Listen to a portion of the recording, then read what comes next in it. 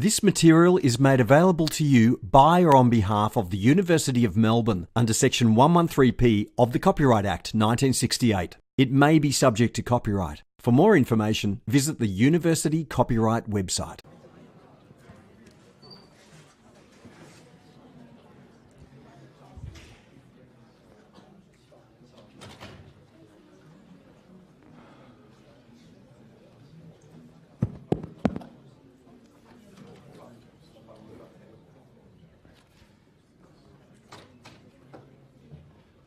Okay, good afternoon everyone.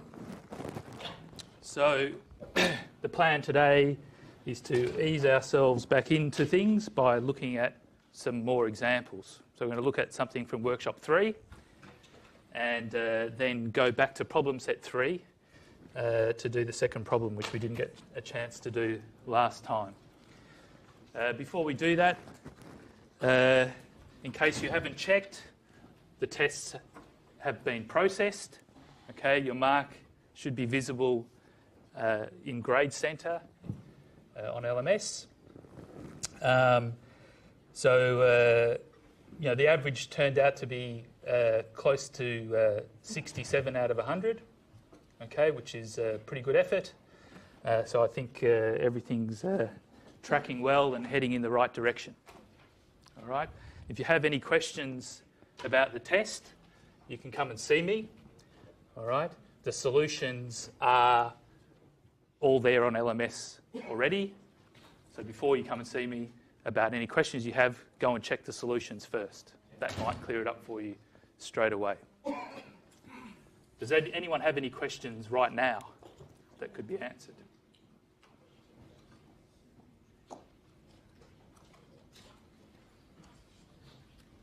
No? Okay.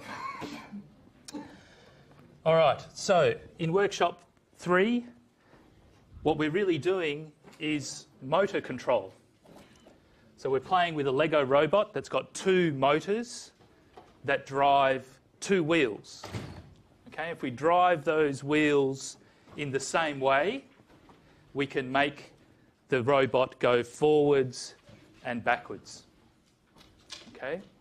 If we drive those motors differentially, so put plus V on one wheel and minus V on the other wheel, the wheels move in opposite directions, right, at a speed proportional to the voltage that we're applying, at least in steady state.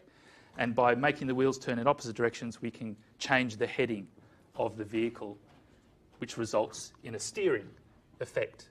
But what we're really doing is controlling the position of the wheels. In other words, we're controlling the angular position of the motor. All right, so the first thing you've done in workshop 3 is build a model for the motor, the little Lego motor. All right, and you've done that by looking at the physics of the situation to identify a parameterized model form, okay, that relates the angular position to the voltage applied. Okay, now you don't actually apply the voltage across the terminals of the motor. What happens is a pulse width modulated signal is sent from the little control brick to the terminals of the motor. And what the motor sees is the average of that PWM signal. So it's like just applying a DC voltage source. Okay, but it's not really just, it's done via PWM. Okay, but what you should have seen is that the angular position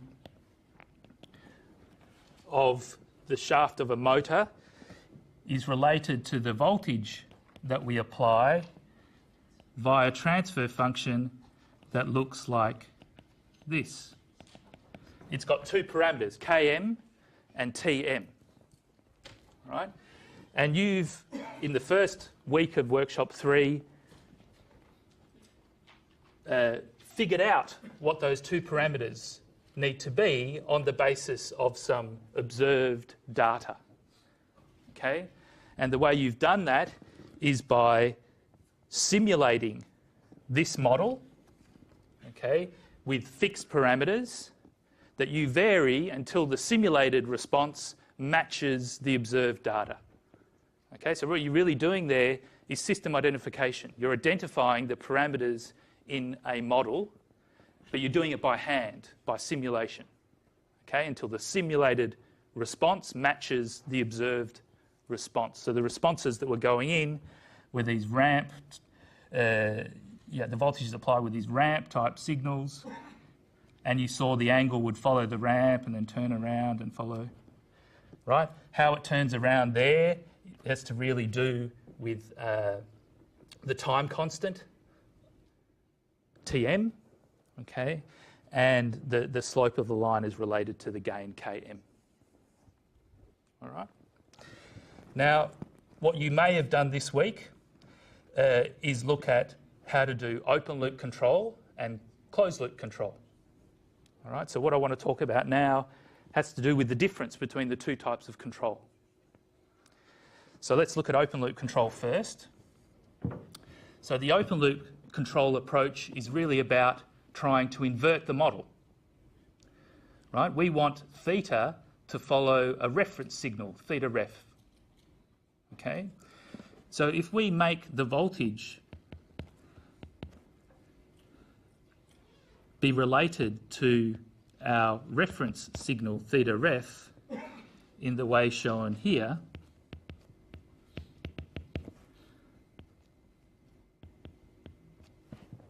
all right,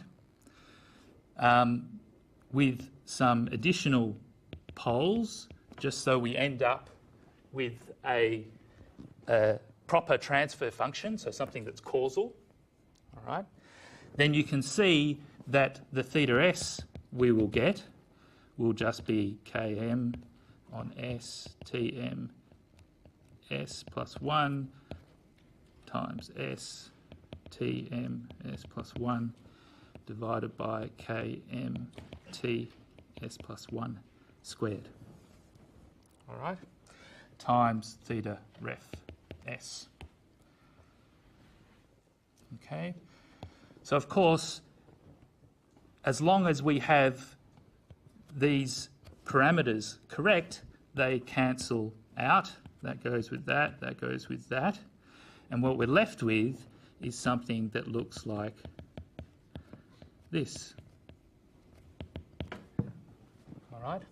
So we end up with something that's like a low-pass filtered version of the reference signal. And if we choose the time constant t to be very small, then theta will behave roughly like theta ref. Okay, so if we looked at this in the case that theta ref is 1 on s squared, so in other words, a ramp, right? In the time domain, theta ref will just be a straight line, okay? And the response of something with a transfer function like this to, squared, right, gives you a ramp, will be like this. Okay? So it doesn't follow it exactly, it follows the ramp reference with some error. Okay? So really what we're saying, so this is theta t, and this is theta ref t. All right, so what does that error look like? Well, it looks like it should go to a constant value, right? So if you write down what the error signal is, well, the error signal in the Laplace domain is just the difference between the reference and the actual signal, all right? So that's going to be 1 minus 1 on t s plus 1 squared times theta ref, right? So all we're using here is that theta s is this transfer function times theta ref, okay? And so you can see that we're going to end up with t s plus 1 squared minus 1 divided by t s plus 1 squared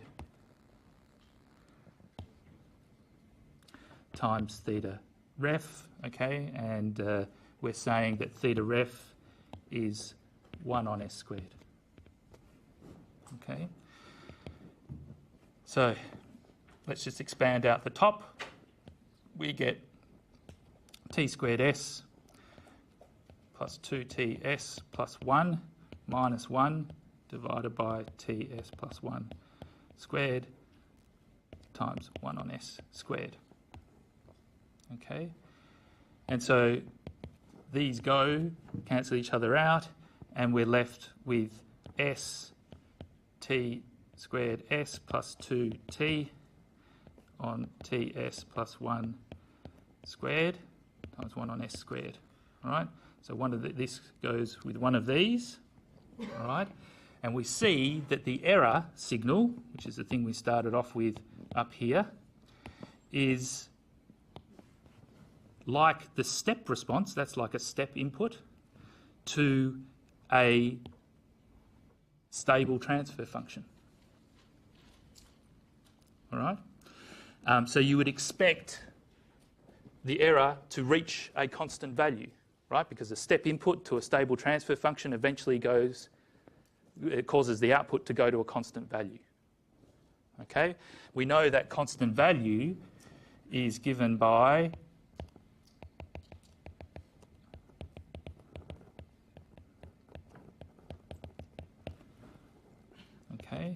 which is just going to be given by 2t.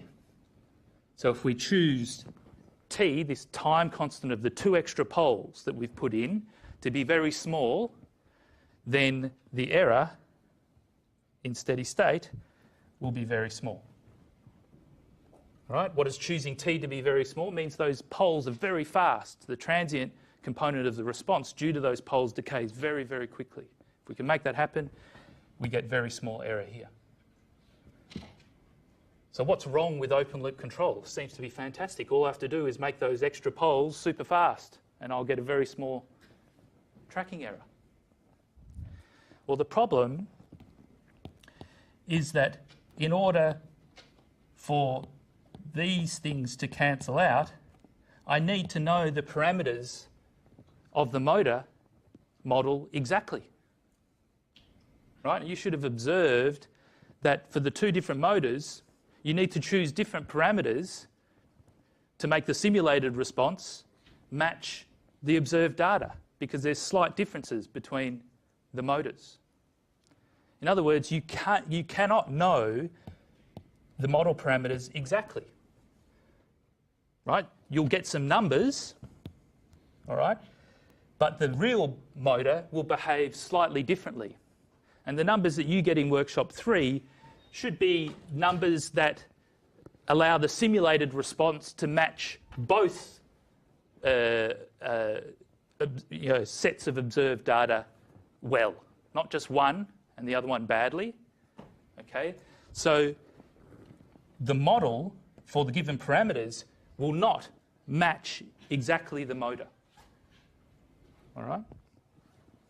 So let's see what happens when we try to do open loop control, right? Effectively model inversion with different parameters here to the ones in the motor model. Okay? All right. So let's suppose that for our controller,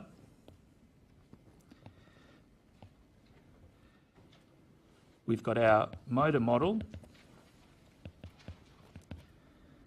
right, with parameters that are roughly right, but not exactly right. And I'm going to choose my voltage input to be related to the reference for theta, such that I use slightly different model to invert. So it has the same form as before, but instead of putting Tm here and Km here, I'm putting T hat and K hat, right? Which might be close to these, but not exactly right. Well, let's see what happens in this case, right? So when we apply that control input, we'll get theta S will be Km on S, Tm, S plus 1, all right? So we're saying these are the real motor parameters and these are what we put in our model, and our model says to invert in this way. All right, but there's mismatch between them. All right, what are we going to get?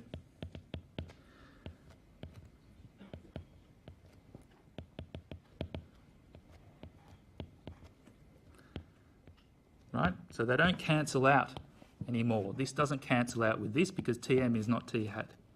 These cancel, that's fine. Right, so let's cross them out. Okay, but this doesn't cancel this because they're not the same. All right, so we end up with this relationship between theta and the reference.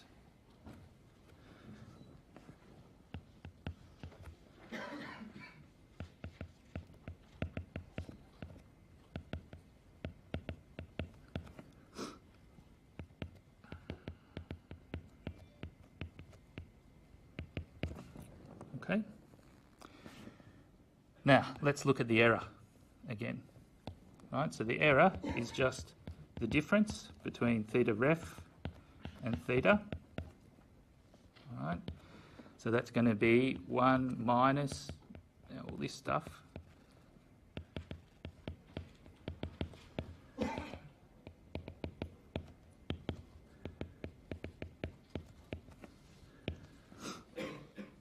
Times theta ref. Okay. So that's going to be K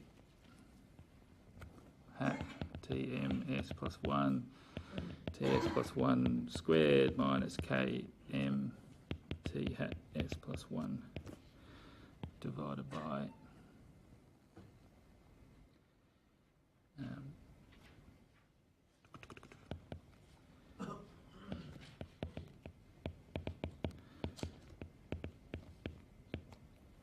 right, all of that times theta ref, which is 1 on S squared. All right. So you can see that the polynomial on the top is still a quadratic, right? Just like it was a quadratic before. All right. It was a quadratic, but it was a quadratic where the constant term was 0, which allowed us to pull out this common factor S, okay, that cancelled one of these. That no longer happens. All right, so if we look and expand that out, the constant coefficient, right, the coefficient of S to the power of 0, will be K hat minus Km. So if K hat is not equal to Km, then we can't factor out an S out of the top here. All right. All right. So the error will look like a ramp still. It won't look like a constant, right? The error in this case looked like a constant because we had a stable transfer function times 1 on S. 1 on S is the Laplace transform of a constant. So the error goes to a constant, right? Whereas the error is not a constant in the case that there is mismatch between our model and the real behaviour of the motor, right? We've still got 1 on S squared here. So what happens is in the time domain, theta ref is a straight line, okay? And theta will be like this, okay, where the error grows like a ramp. All right? So that's what's wrong with open loop control. Unless you know your model exactly, the underlying inversion in open loop control doesn't work out exactly, right? And in this case, it doesn't even allow us to get a constant error in steady state. the error keeps on growing. So we can't meet our control objective with open loop control unless we know the model exactly. And you never know your model exactly. You've seen it with your own eyes. The two motors are different from each other, even though they come from the same manufacturer. Right? Try it. Simulate, the observed data for both motors will be slightly different, which means you need to use slightly different parameters to match the observed data exactly. Okay, but we just want to use one model for both motors. All right? So this is the problem with open loop control. Are there any questions on that? You need to know your model exactly, and in real life, your model's just an approximation of what's happening. It's never exact. So let's look at what happens when we do feedback control. So feedback control is not based on inverting the model. All right? The feedback control system that you built looks like this. It has theta ref coming in here. All right? It gets compared to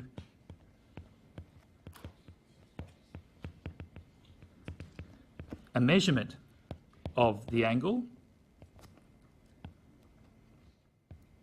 okay, to produce the error signal, which we were looking at before, which goes into a constant gain controller, just a static controller, that produces the voltage into the motor.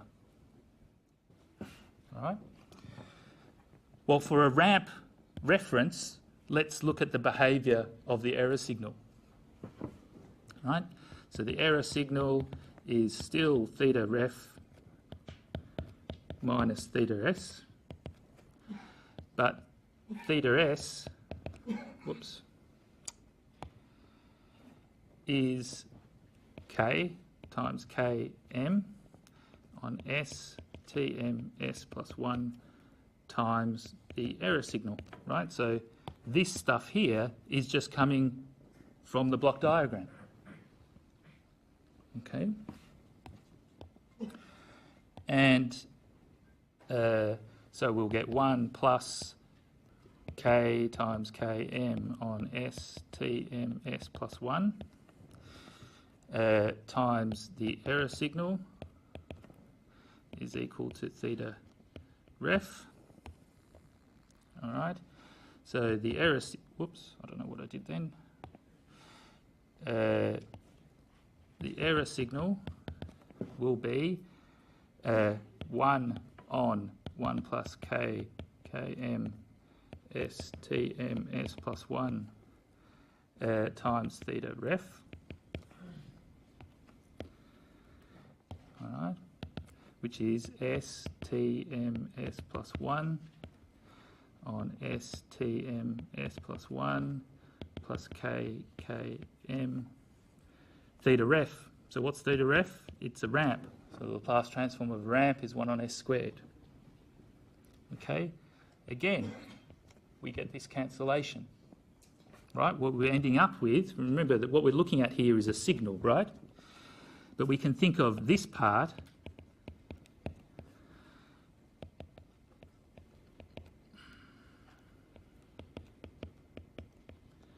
as just a transfer function, and its input is a step.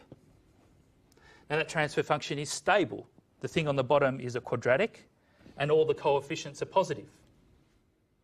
Right? So the roots of that polynomial will be in the left half plane. The poles are in the left half plane. All right? So it's a stable transfer function. The step response of a stable transfer function is a step out in steady state. Okay? So the error goes to a constant value. Okay? What is that constant value? That constant value must be this. Now that we've established that it is a constant value in steady state, we can apply the final value theorem. Okay, and what we're left with is 1 on k km. All right? So we can make the steady state error for a ramp reference arbitrarily small by choosing the controller gain K large. Okay? We haven't used the model for the motor other than to do the analysis of the error signal. So the motor is what it is, and we're saying, well, it's whatever it is, right? We're not having to choose these in a specific way. We're just choosing the controller gain K. We always end up with a stable closed-loop system. We always end up with the error signal going to a constant value in steady state when the reference is a ramp, and we can make the error as small as we like by choosing K sufficiently large. All right? So feedback control allows us to achieve our control objective of getting theta to follow a ramp reference with small error in a robust way, in a way that doesn't require us to know exactly what the model parameters are. By contrast, to get open loop control to work, give us a constant error in steady state, we needed to know them exactly. And you can't ever know them exactly. That's why we use feedback. All right, so this is the point of Workshop 3. Right? Doing it on a real system so you can see these effects in real life. It's not just me telling you that it happens. Are there any questions on that? Yep. Isn't the system already marginally stable because of 1 by S? Because of what, sorry? The 1 by S? That's open loop, in open loop. Right? What we've analysed now is the closed loop system. The closed loop system is stable. Right? The closed loop transfer function from the reference, right, to the error signal is stable. Right? It's this transfer function here. It's got the same denominator as here. It's stable. Okay, and it's stable for any choice of K. Right? That's what allows us to make it very large to reduce the error. Right? You can't always do that. Sometimes making the control gain too large will cause instability. In this particular case, it doesn't happen. Are there any other questions on this? No? All right, so let's finish off by going back to problem set 3.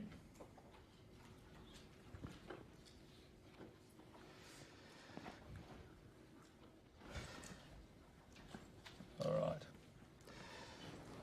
right. So problem 2 in problem set 3 is about controlling an aircraft. Okay, so that's what this little cartoon is. It's an aeroplane. Okay, and it's flying with a non-zero pitch angle. All right, and because the centre of gravity is behind the axis, the behaviour of the aircraft is actually unstable. If you don't do anything, it'll just flip up, right? Because the weight here pulls it around and it flips up, right? Or even if it were over here, then it would flip down. So unless the centre of mass is exactly on the axis of rotation, this is unstable. And aircraft are often designed to be unstable, to make them very manoeuvrable and fast. Okay? But in making them unstable, they become hard to fly. All right? So the pilot doesn't control the aircraft directly. And the control surface here is this one here. Changing the angle of this control surface allows you to affect the pitch angle, right? And in particular, it allows you to affect the pitch rate, all right? And the pilot would struggle to do that directly because controlling an unstable system, and to control an unstable system, you have to be really fast. Okay? And so there's typically a control system in place. And the pilot provides the reference for that control system. Right? So there's a little feedback control loop that determines what this angle should be on the basis of a reference for the pitch rate. And then the pilot is like a control loop around that that looks at what's going on. That's the measurement that the pilot takes. And then the pilot sets the command for the pitch rate reference. Okay? So it's like a cascade of control loops, one of the control loops being a human pilot. Okay? So we're given models for how the pitch angle, the angle of this actuating surface to the pitch rate, right? So that's why I've written omega here instead of theta. Omega is theta dot, right? So it's in the Laplace domain, it's this, all right? So what we're interested in doing is trying to regulate to a reference the pitch rate. Okay. Our interface to this control surface is through a hydraulic servo, okay, which itself has dynamics. It has this transfer function here. All right. So the controller that we're going to look at designing goes from this command of the hydraulic servo, okay, which gets converted into the angle of this control surface via the transfer function 1 on 0.1 s plus 1, right? So it's got a time constant of 0.1 seconds, right? So after 0.5 seconds, the transient part of the response due to the dynamics here will die away and you'll just get the steady state response. Okay, if you put a step command in, okay, it takes 0.5 seconds to get the corresponding step out. Okay, the DC gain is 1 on 1, right? So the size of the thing you get out after 5.5 seconds will be the same as the size of the thing that you put in. All right, and then that goes into this unstable transfer function that has 1, 0 at s equals minus 1. It has one pole at s equals minus 3, that's stable, but it has one pole at s equals plus 2, right, which is unstable. Okay, so overall, our plant, if you like, the thing we're trying to control, is unstable. Right, it's unstable because of this pole at s equals 2. All right.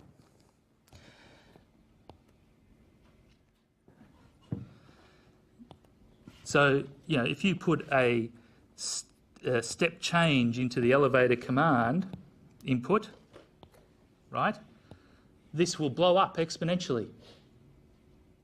Right, it won't reach a steady state value. Okay, so that's what question 1 is about. So open loop, the system is unstable. That makes it hard to control as a human. So what we do is we put an inner control loop in, okay, that provides a new interface to the system. Before, the interface was the command for the control surface angle. All right? By closing the loop, we provide a new interface to the system. The new interface to the system is the reference for the pitch rate.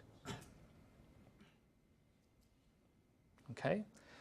And that's the interface that the pilot sees. The pilot now commands this instead of commanding this directly. All right? So, you know, this is about saying, well, if we're just going to use a proportional gain controller, so a static, no dynamics in here, right? The signal that comes out here is just k times the signal that goes in here, right? But we're closing the loop. and it's asking, well, for what values of the controller gain k is the closed loop stable, right? And use a root locus plot to determine if it's possible to choose k such that all closed loop poles are real valued. Why might that be a good thing? Because when the pilot puts a step command for the pitch rate in, it just wants the aircraft to start pitching up at a constant rate. It doesn't want to have this happen as it's doing it, right? He'll throw up, okay? So it's a reasonable question to ask. If we can put all the closed loop poles on the real axis, so the imaginary part is 0, there will be no oscillations in the transient part of the response when we change the reference for the pitch rate. Okay, and it's suggesting that a root locus method be used to do that. All right. So let's go and look at the solutions.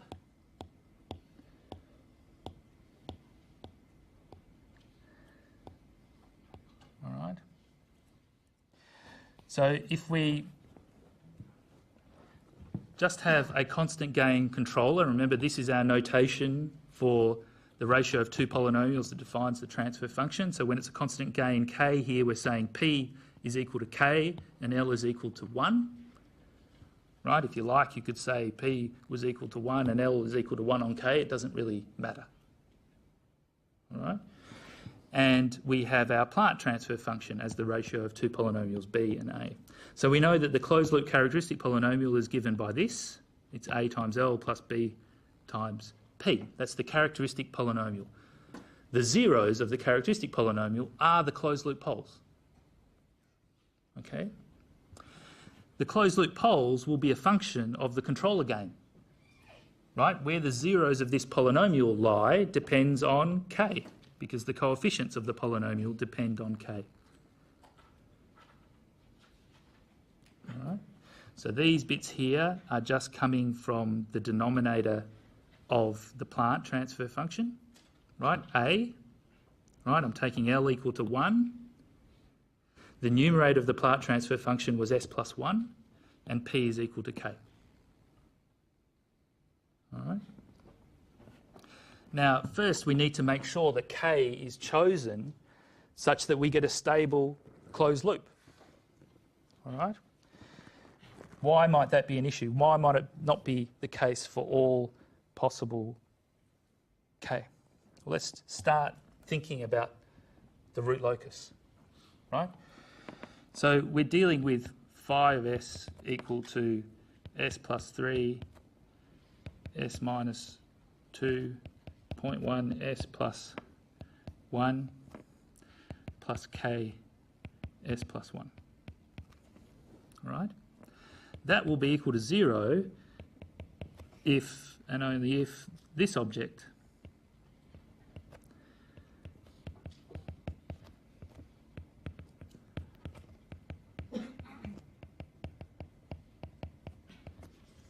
is equal to 0. All right, all I've done is divide both sides of this equation by this, right, which gives me the 1 there when I divide that by itself. And then this term here is that divided by this. It's now in the form amenable to root locus analysis according to the rules that we developed in the previous lectures. Okay, so if you like, your transfer function f in the notes is s plus 1, s plus 3, s minus 2, 0.1s plus 1. Okay, so what's the root locus plot going to look like?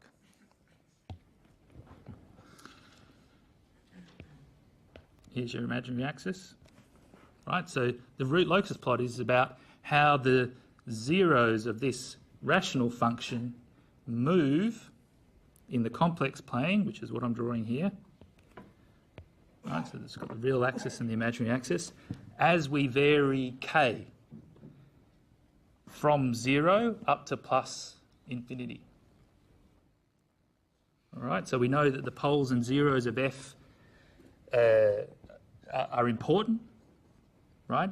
In particular, for small values of k, the root locus will consist, in this case, of 3 points close to the poles of f. For any value of k, we get 3 zeros of this rational function because we get a cubic on the top once we multiply 1 by the denominator here. All right, so let's draw in where the poles are. We've got a pole at s equals 2, right? That's this guy here. We've got a pole at s equals minus 3. That's this guy here. And we've got a pole, let me just draw it a bit bigger, at minus 10, right? Which is this guy here.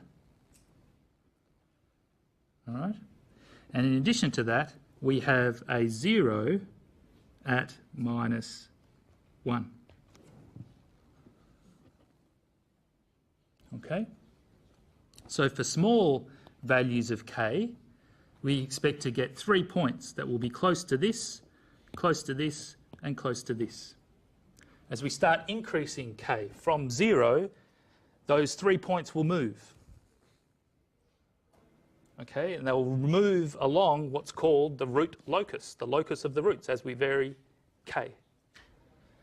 All right? So let's try to figure out what the locus of the roots might look like as we vary k. Let's start by trying to identify the parts of the real axis that will be part of the root locus. We know that points on the real axis to the left of an odd number of poles and zeros of f will be part of the root locus because those points will satisfy the phase condition that defines the root locus. All right? So this segment of the real line is to the left of an odd number, 1 in this case, pole of f. This will not be part of the root locus because it sits to the left of 1, 2. All right? This segment will be because it sits to the left of 1, 2, 3. Okay? This will not be part of the root locus because it sits to the left of 1, 2, 3, 4. Okay? It's all about satisfying the phase condition. Okay? All right. So indeed, when k is very small, we get 1 point here. And as we increase k, that starts moving along the real axis like this. For small values of k, we get another 2 points, 1 here and 1 here. And as we increase k, that one moves this way and this one moves this way in order to keep satisfying the phase condition. So we can put some little arrows on like this. We know that as k approaches infinity, points on the root locus go towards the zeros of f. Here's one of the zeros of f, but because the relative degree here is a positive number, 3 is bigger than 1, we have 2 zeros of this at large values of s. Right? There are 2 zeros at infinity because the relative degree, 3 minus 1, is 2. And the root locus will approach those zeros at infinity along asymptotes. Okay? Those asymptotes will be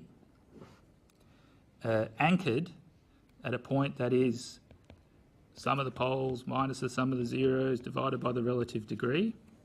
Right? So what have we got here? We've got minus 3, minus 10, plus 2, minus the zeros, minus 1, divided by the relative degree, which is 2. All right? So what is that? Is that 5, minus 5, right? So at minus 5, we get our 2 asymptotes, one at an angle of pi on 2 and one at an angle of minus pi on 2. All right? As we increase k, these points start moving along like this and along like this. Eventually they meet, and when they meet, they split apart in order to keep satisfying the phase condition, and one goes up and towards the asymptote, and one goes down towards the asymptote. Okay? Note, this is not about where they meet. This is about the anchor point for the asymptotes. The asymptotes is telling you how the root locus behaves for very, very large values of k. The value of k when you're here may not be very, very large yet. This has nothing to do with where they meet. Okay? Now, what else can what else can we say from this? Well, we can say that for small values of k, we're going to end up with one closed loop pole that is unstable. Right? Because for small values of k, I'm going to get one of the zeros of this rational function over here in the right half plane. So in other words, to get stability, I need k to be sufficiently large. I've got to have large enough k to bring this closed loop pole into the left half plane. That closed loop pole will never be faster, or the component of the transient closed loop response due to this closed loop pole will never be decay faster than e to the minus t, because it gets blocked by this zero. Okay? These ones are always in the left half plane, so they're not going to cause any problems. But we need to bring this one in to the left half plane to get closed loop stability. Right? Now, you could try to figure out what the value of k is by trying to find where the characteristic polynomial has an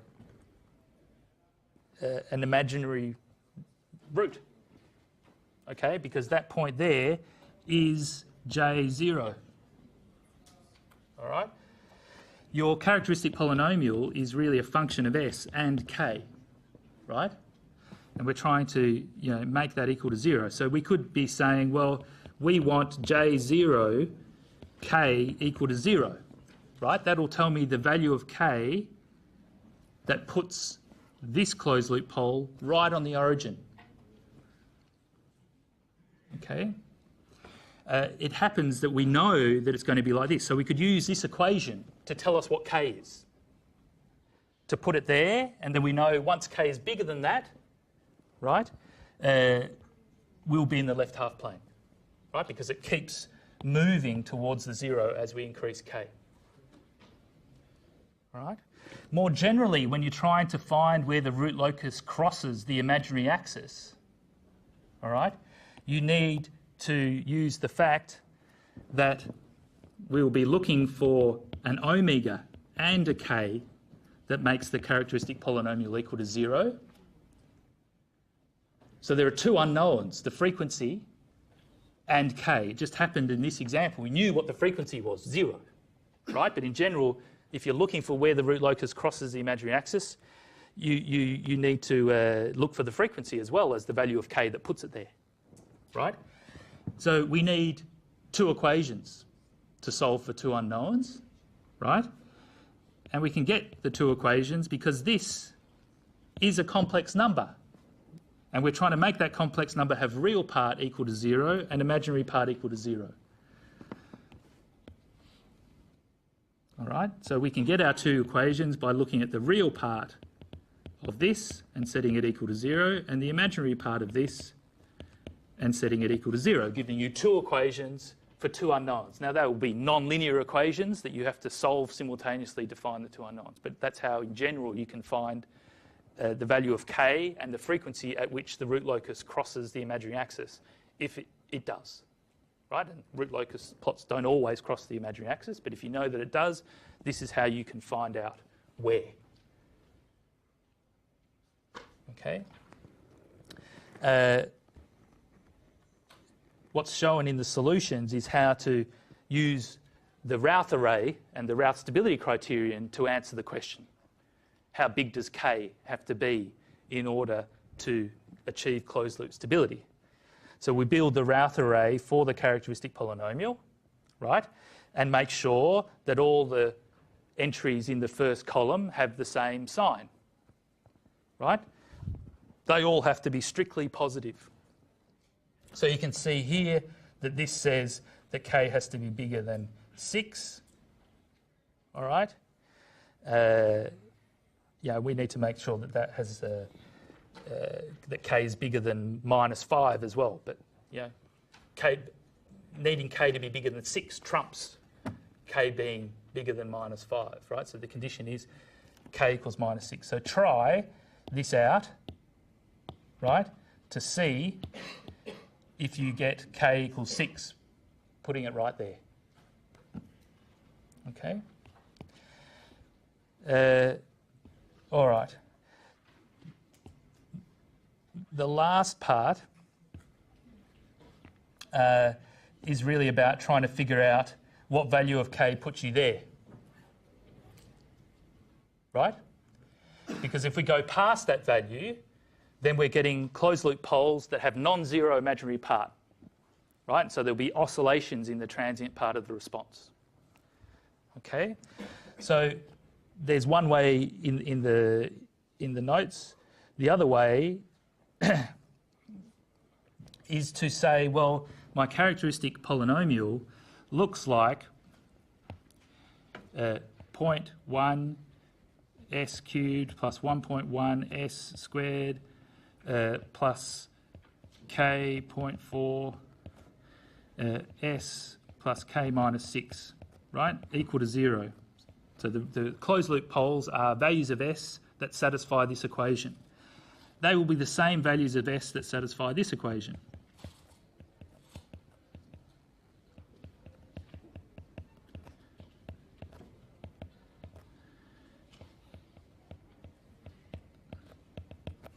Okay? Now, in order for two of those roots to be on top of each other on the real axis, right, this must have the following form. It must look like s plus a squared, because that will put two roots at minus a, right? But we've got a cubic, and so we need an s plus b. Okay? So in order for this to have two roots at s equals minus a, k must assume a value that makes this look like this. Right? So how can we do that? Well, we can expand this out, right? And we're going to run out of time, right? But you can expand this out and you'll get s cubed plus something times s squared plus something times s plus something, a constant, right? You match coefficients, right? Well, 1 matches 1, so that's okay. We need this, which will be a function of a and b, to be 11. We need this, which will be a function of a and b, to be equal to 10k plus 4. We need this, which is a function of a and b, to be equal to 10k minus 60. All right? So matching those coefficients will give us three equations. Those three equations have 1, 2, 3 unknowns. In principle, I can solve the three equations for the three unknowns, which will tell me where the roots are and the value of k that makes sure that two of the roots are in the same spot on the real axis. Okay? And that will not be, try it out, it will not be halfway between these 2 points. Right? Halfway between these 2 points is minus 6.5. This is very close to 6. And that value of 6 will be such that the three equations we get by matching the coefficients are satisfied. Okay? When you write those three equations and manipulate them, you get a cubic in A. So there's three values of A, 2 complex, 1 real. It's the real one that we're looking for. All right? So we've run out of time. Tomorrow, we'll go back to part 3 of the notes and start looking at Nyquist stability analysis. Yep. question about what you're talking about. If we continuously increase K, we may got a very small steady state error, But there are lots of oscillations. yes, You get lots of have oscillations. a very Yep. large imaginary part. Yeah, which is not good. So the point is, which K we will choose to. I would use a different controller. We'll see how to design controllers that avoid the large oscillations when you're trying to get a small steady state error. Otherwise, I could put. Well, we're not there yet. We're going to see how to design more sophisticated controllers. Use a more sophisticated controller.